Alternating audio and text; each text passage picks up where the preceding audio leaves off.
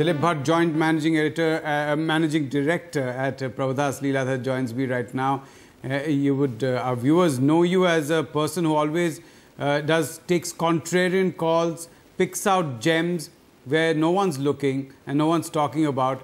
So before I discuss all the big, big macro things with you, I would like to hear a few gems, some gems that you picked out that you would want our viewers to look at as well.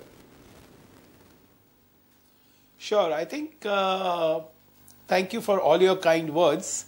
But at the level at which index is at the moment, Nifty is almost 9,000. And at 9,000, I think it always becomes very challenging yet to pick out some of the things. My only caveat over here is that markets are already at a good level. So one should be a little more cautious at the current levels. Not that I'm bearish, I'm still bullish on a longer term basis. So if markets do correct after an unabated rise, I think some of the stocks also can correct at the same time. But having said that, I think amongst a few stocks which I really like at the moment, I think there is Glenmark is something which we like very much. I think in the pharma space, that is one stock which probably hasn't gone up so much and probably has, in fact, has not gone anywhere, even if you compare over last 1.5 to 2 years. But I think over next 2 to 3 years, this is a stock which probably has all the trappings or all the potential of really giving or exceeding all the expectations in terms of the returns that it can give. I think the amount of approvals that they will get itself will start getting reflected in the numbers and one-off opportunities, which is what they will get. It will result in debt reduction. It will result in a good amount of serious free cash flows that the company will start generating. And I think ROEs will definitely head north of 20%. So I think all that makes this particular company a very compelling buy from the current levels, or if it takes next 18 to 24 months. Okay. Again, when I look at a Glenmark, of course, everyone is always looks at the debt a little bit. But you're saying that you're not worried about that? No, not really. I think slightly on a longer term basis, I think this company is now on a good inflection point in terms of the approvals and approvals leading to a good amount of sales, translating into sales. And I think the US proportion of sales also will keep on rising. I think that also will change the entire face of the profit and loss as well as the balance sheet. We've been looking at this new construction norms that the government has brought in, and we are seeing a lot of new interest in these construction companies. HCC has got phenomenal returns if you had just bought it before these norms were released. And we're seeing phenomenal returns on Patel Engineering. There is all the infrastructure names are doing well. Within this, let's take the case of Reliance Infrastructure. I understand that you have a long call on that. You have a bullish call on that. What is making you feel bullish about Reliance Infrastructure? So I think Reliance Infra, basically our broader call on Reliance Infra is that company is now completely deleveraging its balance sheet. Right. They are in the process of selling off BOT assets. Yeah. And probably now they will just focus more on the execution part of it. And I think what we will see is a lot of the way the balance sheet will start coming down, and as the debtors, as the debt starts coming down, I think the confidence is inversely related to the reduction in the debt. And I think more important is that after Larsen & Toubro, if anybody has a balance sheet which can take some big orders, I think Reliance Infra will be one of the few which will be very well placed after the debt reduction to take some of the big orders and execute them. And also market cap wise, I think there are very few companies after Larsen & Toubro which will really fit the bill.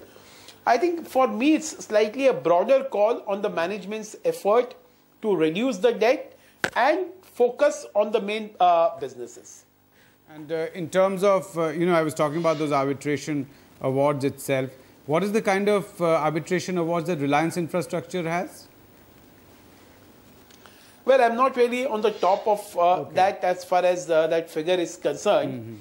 But I'm sure considering the size of it, and if we are talking about some couple of thousand crores for some of the other companies, I think this company also probably would be somewhere close to that.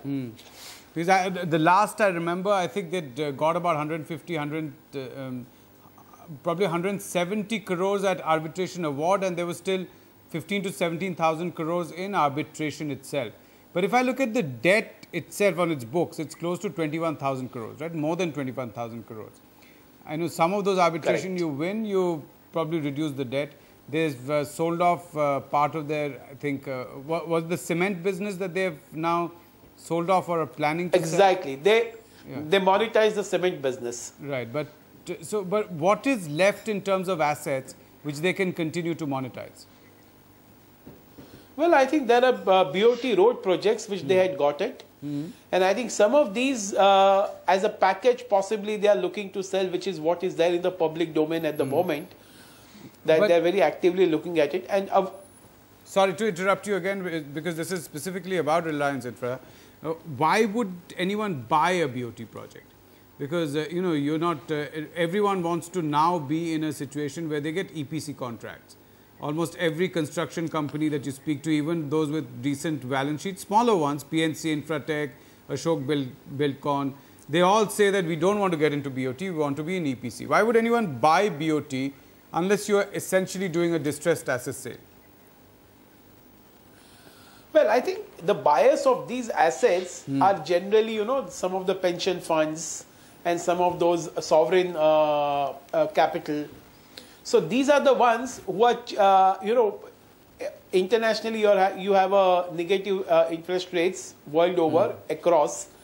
So there some of these are looking for investment on a longer term basis, 10 years, 15 years, 20 years, where they can park some of their funds and get a dollar registered return. So I think in that sense, this is what they are looking at, especially some of the projects which have been completed and where the cash collections will start for some of the projects. Yeah. So I think the buyers of these projects in India will always be a different set of entities as compared to the ones who are presently in the fray and who are basically focusing on execution. But the problem again then appears to be that if it is already in a process of making money, you're getting cash flows, then you're actually selling an asset which was going to give you cash flows. So you're effectively going to be left with assets which no one wants to buy, right? So this is a problem we are seeing with JP Associates. We are seeing these problems with a lot of these infrastructure companies. How is Reliance Infrastructure secured from that? I know it has fantastic ROCE, return on equity is good, but how is it secure in that the assets it will retain after deleveraging are going to be cash generators? Correct. So, you know what, as what I said at the beginning, if you focus on pure execution, then it's a good high margin business. And if the debtors, if they get the money from the government on a regular basis, which is what everybody is hoping, that in the change scenario, people who are executing the projects and completing, they will get money on a milestone basis. So I think that itself is a very attractive basis. So on a standalone basis, if you just see the pure execution, that can be a 15 to 16% ROE business, which is decent and which can have a 8 to 9% margins on an operating level. So at the EBITDA level. So I think that's a very good combination. So what will happen is managing some of the BOT assets requires a lot of your management attention and focus. So if you don't have that, you can just purely concentrate on the execution. I think that will mean a new paradigm. All right. You were also talking about Reliance Capital. Now, I'm interested in understanding your rationale there. Of course, they've raised about 2,000 crores, I think. Almost double. The interest was so much that I think they ended up raising almost double than what they were intending to raise. I've heard Mr. Anil Ambani say sometime a few days ago, if I'm not mistaken, that they intend to raise the customer base to 5 crore people. You know, is this again on an inflection point where it actually basically explodes? So Reliance Infra and Reliance Capital, more than being anything, I think I'm largely banking on the fact that company is well on a very aggressive course of deleveraging and reducing the debts. Yeah. I think same holds true for Reliance Capital. If you see the insurance business, they have got some of the marquee names. Yeah. Even in the Reliance mutual fund, they have got some of the marquee names. I think they have a lot of other investments too lying in the Reliance Capital. So Reliance Capital is always valued on an SOP basis. But the debt looks a little more daunting. So once they start deleveraging and just focus on the pure NBFC business, that NBFC business once again has a growth of around 17 to 20% growth and an ROEs of around 18 to 20% with a reasonably good NIMs. So I think that business alone, if you were to take any of the other NBFCs, they are getting a very good price to adjusted book. Because they are focusing, those NBFCs are focusing only on the lending. So I think if you were to carve out everything else and just focus on Reliance Capital's this core business, that itself will be a good long-term story to bet on. After, as and when they really become successful in deleveraging and reducing the debt. I think they've raised about 3,000 crores, but the debt, as you were mentioning, is about 25,000, 24,000, between 24 to 25,000 crores is the net debt on the books. So deleveraging is a little far away. You know, if I look at the ROE itself, you were mentioning 18% is the ROE of an NBFC, or the kind of ROEs that NBFCs get. But Reliance Capital currently has about 8%, if I'm not mistaken. 8 to 9. Sure. Right?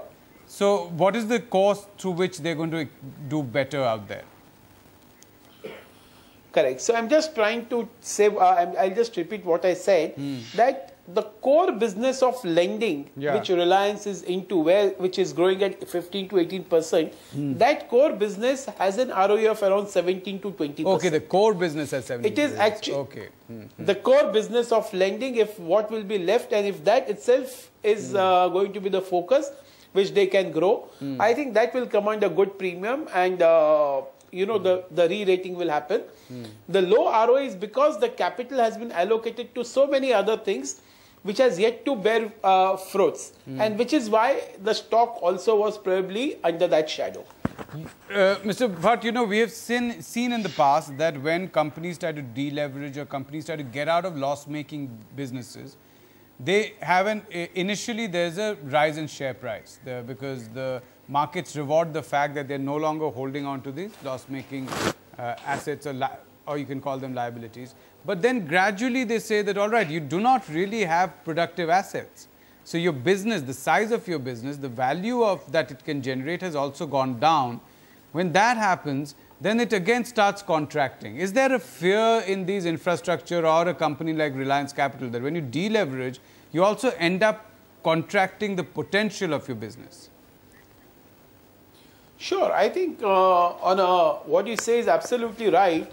When the overall size comes down, I think the revenue also will shrink. Right. But more important is that the capital allocation has to be very profitable and has to be very efficient. And market really rewards you for an efficient allocation of capital. And unfortunately, in that sense, you know, the perception at the moment is not all that great for Reliance Capital at the moment, and even for Reliance Infra. So I think if once they do the deleveraging and once they focus on this particular business, what will happen is the existing capital will start yielding much better returns, and that itself will start the course of re-rating. I want to pick your brains on the IT stocks. Are you at all even following them right now? Or are you saying that stay out, we'll avoid, and we'll see when the bloodbath is over, we'll think about it? Well, we are very closely tracking, and I think based on what Infosys and TCS has said, we think that it has de facto given license to the other software companies to prepare a ground for lower guidance. And I think this particular thing will probably play out a lot more during the result season for the September quarter. So starting October 1st to November 15th, we'll have a lot of these companies coming out with their software companies coming out with their results. So I think we should wait for a while during that particular phase, see what some of these leaders are talking about. whether this particular guidance is lowering of guidance is one-off or whether it's going to remain very chronic in nature is something that probably will be much more clear during the time of the results. So I won't be really in a hurry to chase some of these companies, even though they have come down at, maybe some are looking a little more attractive on a longer term basis. But I would prefer to have a little more clarity during that result phase. And I think post that one can decide. Because I was just, tracking the consensus estimates on, let's say, EPS, FY18 EPS. It started off at about 74 rupees. Now it's come down to closer to 71 rupees. And after this TCS, I'm talking about Infosys here, and after the TCS warning of sorts, I suspect that soon everyone's going to come out with more reports on Infosys, and we might see sub 70 rupee kind of earnings estimate for FY18 on an EPS basis. In which case, then again, it's not that cheap anymore, right? It looks cheap based on the estimates made, but those estimates are still perhaps a little aggressive, right? Sure, I think I agree with you on that. But not to forget that IT companies are one of the few companies, especially these frontline ones, who are still generating ROEs in excess of around 25, 27%, and are still generating a serious amount of free cash. And if you were to take just the core business itself, they have a lot of cash in their books. But if you were to see just the core business, then the ROEs are in north of almost about 35, 37%. So I think at a particular level of fall, they will certainly become attractive even from the, if you want to give a defense to your portfolio. Right. I mean, I'm wondering that if you were, let's say, sitting on the board of Infosys or even on the management, what would you do with that cash, the 30,000, 35,000 crores that they sit with?